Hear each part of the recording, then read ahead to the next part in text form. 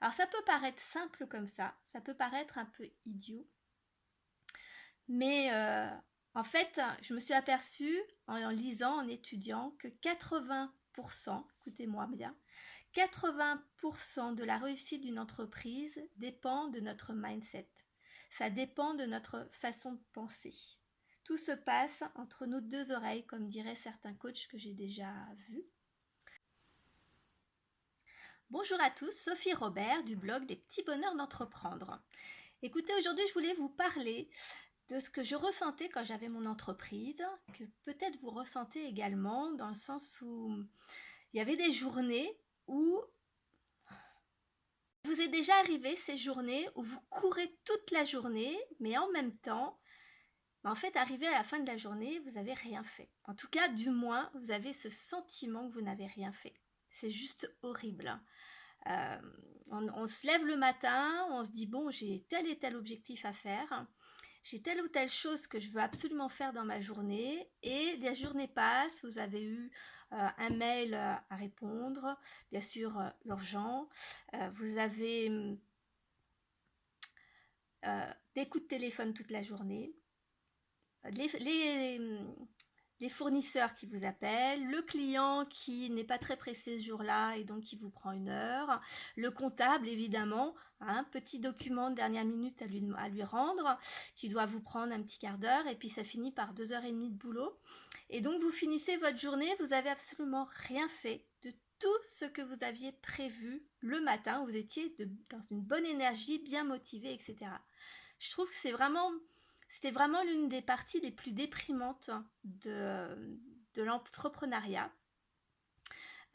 Au début, on ne se rend pas trop compte. Quand on se lance, on part tête baissée dans notre projet. On, on est persuadé qu'on sera libre, qu'on pourra faire ce qu'on veut, qu'on pourra développer notre entreprise, qu'on est notre propre patron, donc on choisit tout ce qu'on veut, etc.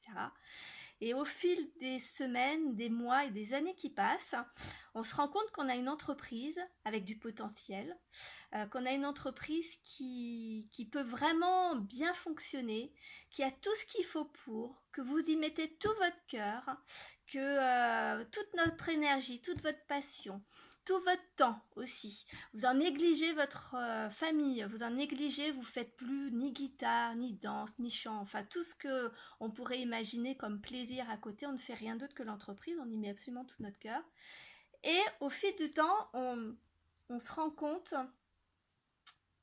que les journées passent et qu'on n'arrive pas à la développer, cette entreprise. Et petit à petit, cette passion du départ, elle meurt petit à petit. En fait, c'est pas qu'on n'est pas heureux d'être entrepreneur, c'est juste que on passe notre temps à être débordé, à être submergé, à avoir ce sentiment de survie, de courir, de rien maîtriser, de ne pas amener notre entreprise à l'endroit où on avait vraiment rêvé au départ de l'emmener. Alors je sais pas vous, mais moi je l'ai subi pendant très très longtemps, près de 17 ans exactement. J'ai eu ma première entreprise à l'année 2000. J'ai eu des passages entre les entreprises de salariés, mais bon, quand on est entrepreneur, on l'est dès le premier jour, ça ne s'arrête pas à un contrat, avec un contrat de travail salarié. Et ça a été très frustrant, très difficile.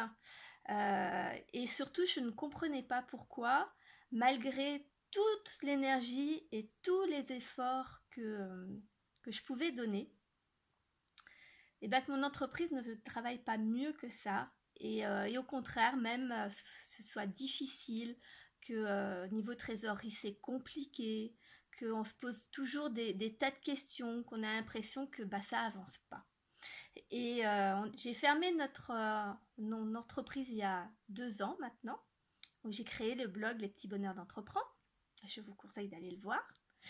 Et j'ai passé 2 ans à vraiment chercher pourquoi, pourquoi ça se passe comme ça, pourquoi on finit par perdre la flamme, pourquoi on est débordé, pourquoi on a ce sentiment de ne pas avancer, pourquoi alors qu'on y met tout notre cœur, on n'y arrive pas. J'ai cherché, je me suis renseignée, j'ai lu beaucoup d'articles, j'ai beaucoup de livres, j'ai regardé énormément de vidéos, j'ai étudié des chefs d'entreprise, etc.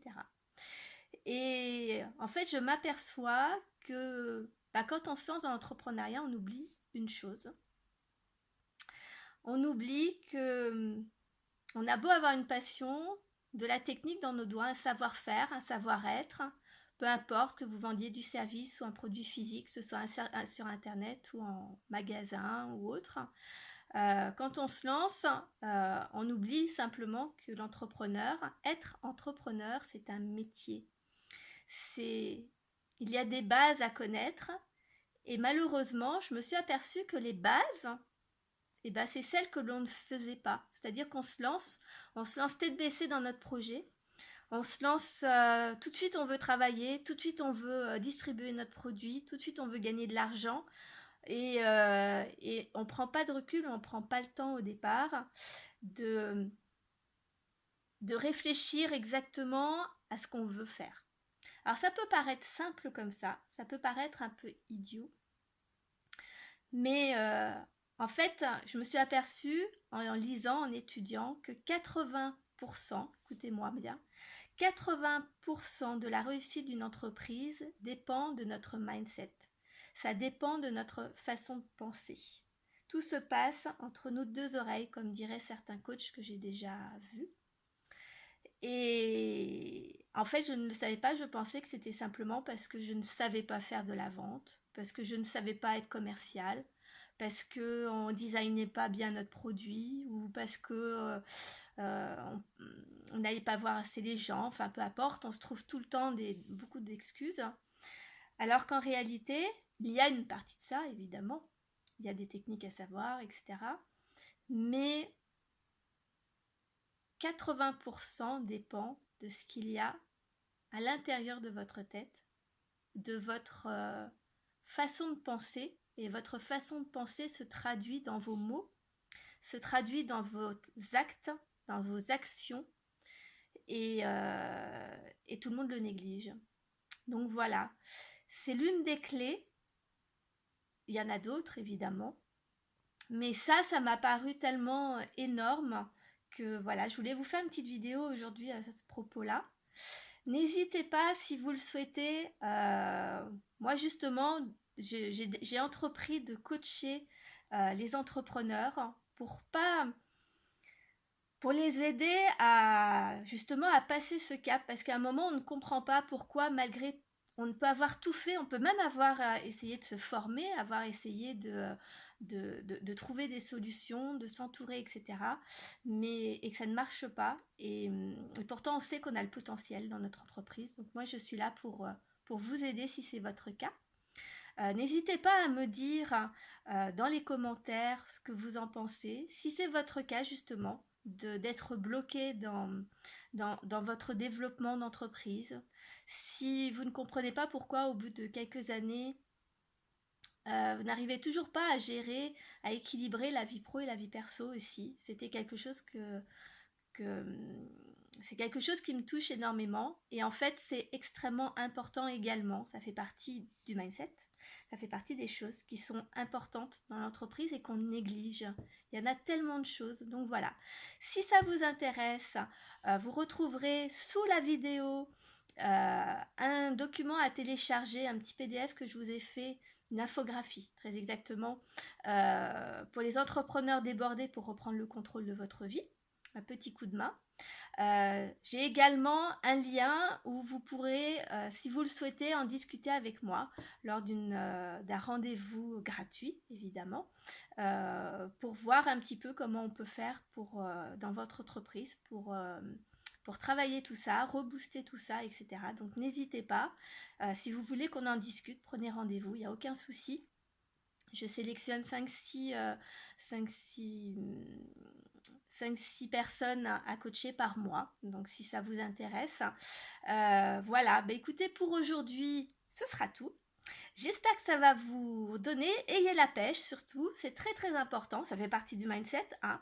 Être positif, aller de l'avant, passer à l'action, même si vous avez peur. Voilà, j'ai plein de petites choses à vous raconter. Et puis, n'oubliez pas de vous abonner pour voir la suite des vidéos. N'hésitez pas d'aller voir mon blog qui est bien plus fourni que la chaîne YouTube également, du même nom. Et puis je vous fais des très gros bisous, à très bientôt. Salut!